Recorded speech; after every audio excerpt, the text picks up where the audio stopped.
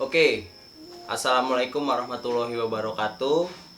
Eh, Perkenalkan, nama saya Indra Bayu Wibowo. Saya mahasiswa arsitektur di Universitas Bandar Lampung. Kali ini saya akan mempresentasikan tugas besar desain arsitektur 2 mengenai rumah hunian profesi. Apa itu rumah hunian profesi? Rumah hunian profesi yaitu rumah tinggal yang mempunyai dua fungsi, yaitu sebagai rumah tempat tinggal dan sebagai, ya, bisa dibilang tempat kerja atau kantor. Kali ini saya memiliki sebuah klien yang berprofesi sebagai nelayan. Beliau bernama Bapak Hasanuddin, berusia 45 tahun dan berprofesi sebagai nelayan. Dan beliau memiliki 4 orang anak laki-laki dan seorang istri. Dan di rumah itu beliau tinggal bersama istri dan 2 orang anaknya, yang nomor 3 dan 4. Karena yang nomor 1 dan 2 sudah memiliki rumah sendiri. Beliau ini tinggal di Tiu Gunung Katun, Kelurahan Tulang Bawang Udik, Kabupaten Tulang Bawang Barat, Lampung. Untuk menuju lokasi site atau menuju lokasi tempat Bapak Hasanuddin ini, kalau dari Bandar Lampung menuju site sekitar 3 jam. Kalau dari Kota Bumi menuju site sekitar 1 jam. Dan bila dari Gunung Batin sekitar 2 jam. Dan untuk vegetasi yang terdapat di lokasi site, pada site terdapat banyak pohon dan rumput liar, karena lokasi site masih cukup asri dan belum banyak masuk era modern, jadi ya masih cukup sejuk lah di sana. Untuk hierarki jalan bisa dilihat, ini jalan yang berwarna biru ini jalan kolektor, jalan yang merah ini jalan desa, dan hitam ini yang berwarna hitam itu lokasi site. Dan di lokasi site tersebut terdapat pohon rambutan, pohon maja serta ada rumput liar. Untuk kepadatan lalu lintas,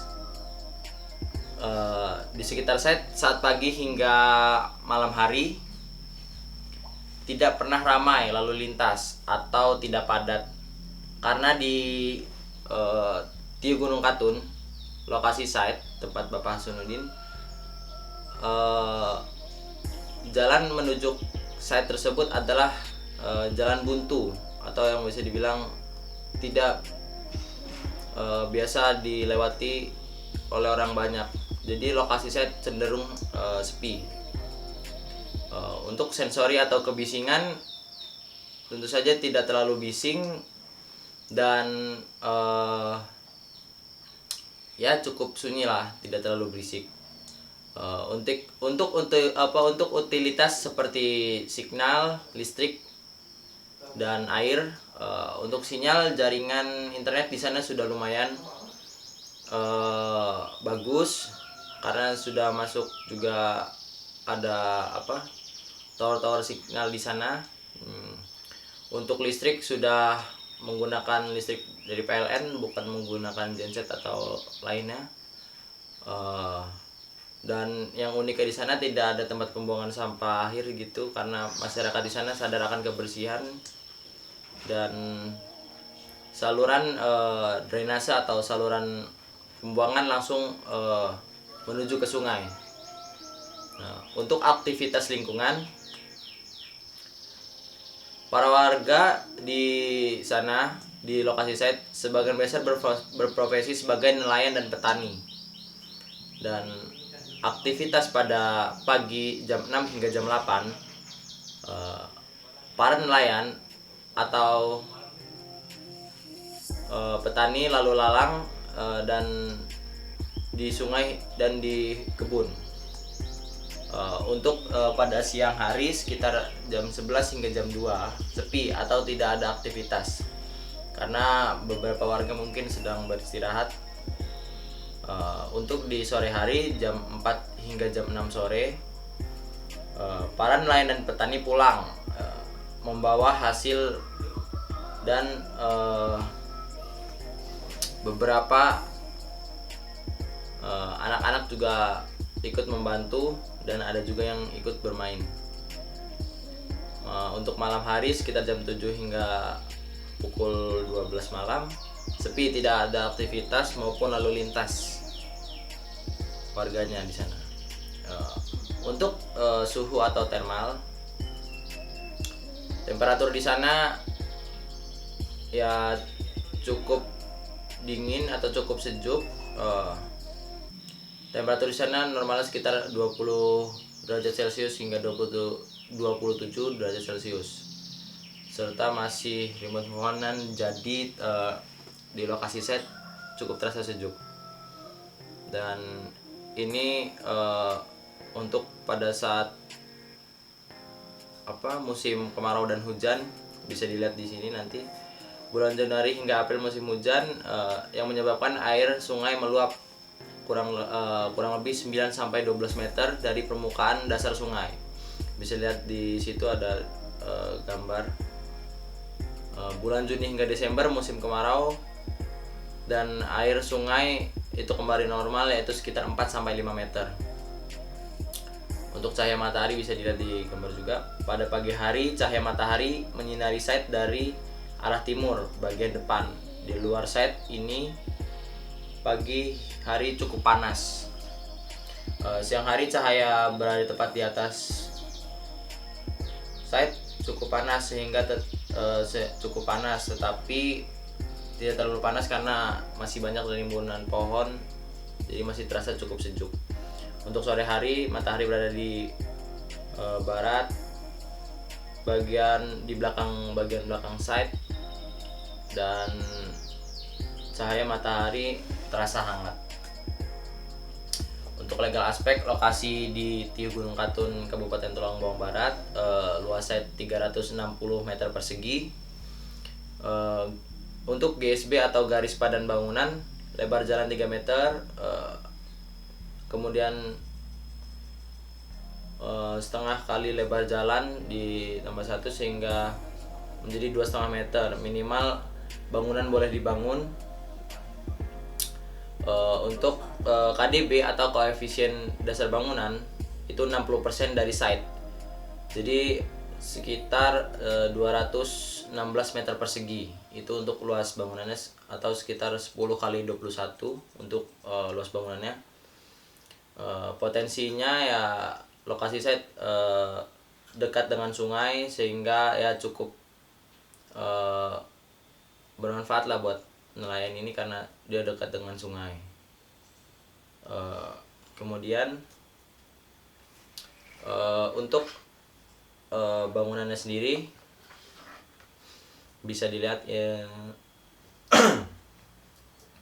Ini bisa dilihat, ini site plan-nya.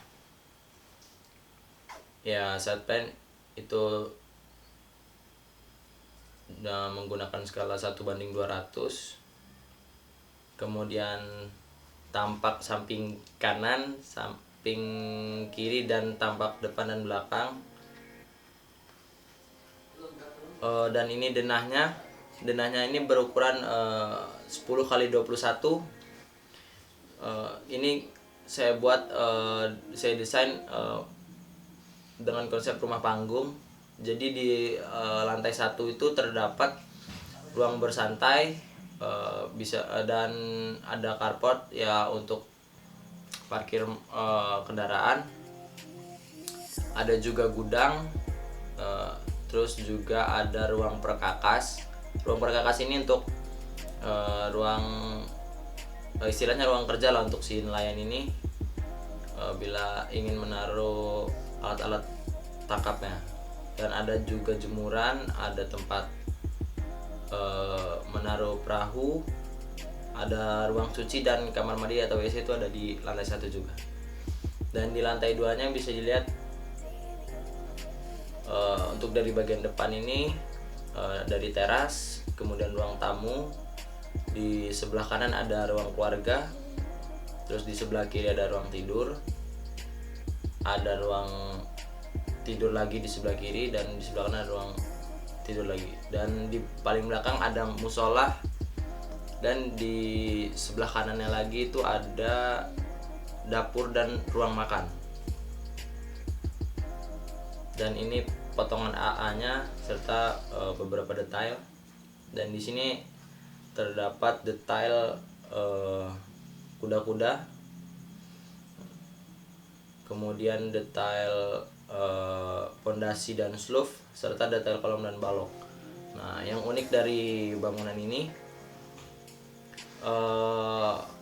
untuk di bagian depan, karena bentang antar kolom itu 5 meter dan normalnya itu maksimal 4 meter, jadi dipasang penyangga yang terbuat dari beton juga ukuran 15/20. Bisa dilihat di potongan E itu yang dilingkari, nah itu bentuknya. Dan kemudian ini potongan BB-nya, ya potongan BB-nya juga ya selayaknya potongan normal. Dan ini untuk denah rencana lantai 1. Rencananya saya akan membuat denah lantai 1 ini menggunakan rabat beton, dan untuk WC dan ruang cuci menggunakan keramik ukuran 20x20. Dan untuk lantai 2 menggunakan untuk bagian tangga menggunakan rabat beton. Untuk bagian teras menggunakan lantai papan ukuran 4x30/2 meter. Dan untuk bagian ruang keluarga, ruang tidur dan teras dan sebagainya menggunakan lantai papan berukuran 4x30/5 meter. Dan ini untuk denah pondasi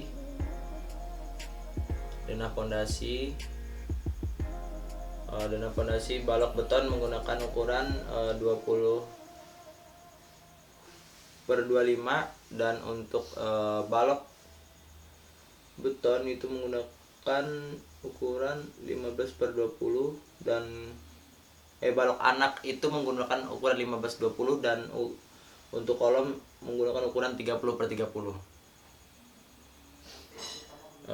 Dan untuk denah lantai dan sloof ini kolom beton berukuran 30/30, sloof berukuran 30/30, dan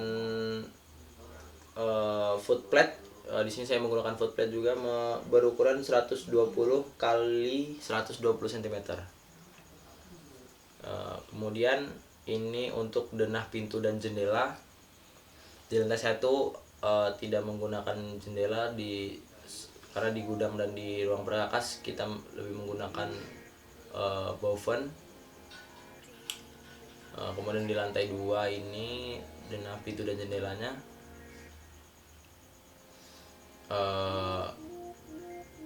ada jendela 1 dan jendela 2 itu karena berbeda ukuran saja sebenarnya. Dan ini untuk detail pintu dan jendela serta boven. Dan ini spesifikasi material untuk dari bagian depan, spesifikasi materialnya pada anak tangga menggunakan beton expose dengan optret 20 dan antret 25. Untuk tiang kolom menggunakan kayu ulin berukuran 15/15.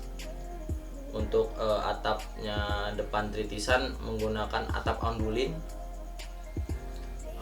Untuk jendela menggunakan kayu mahoni dengan kaca ukuran 3 mm.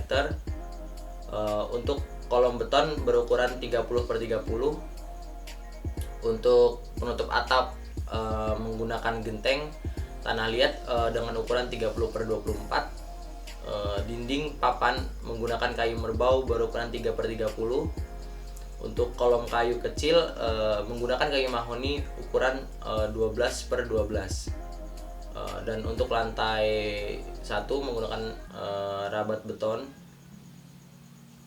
Dan ini bisa dilihat ini dan ini denah rencana atap,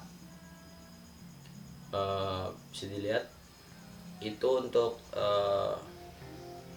keterangannya itu G itu untuk genteng, yang ON itu ondulin yang untuk titisan, BO itu bumbungan, DP itu dinding papan, R itu reng, dan K-nya itu kasal. Dan ini untuk detail lantai, pasangan lantai dan pasangan papan ke dinding, ke kolom.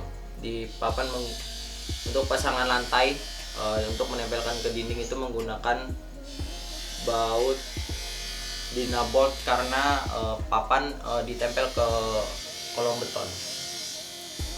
Oke, mungkin segitu saja yang bisa saya presentasikan. Kurang lebihnya saya mohon maaf. Dan selebihnya wabillahi taufiq wal hidayah. Wassalamualaikum warahmatullahi wabarakatuh. Terima kasih.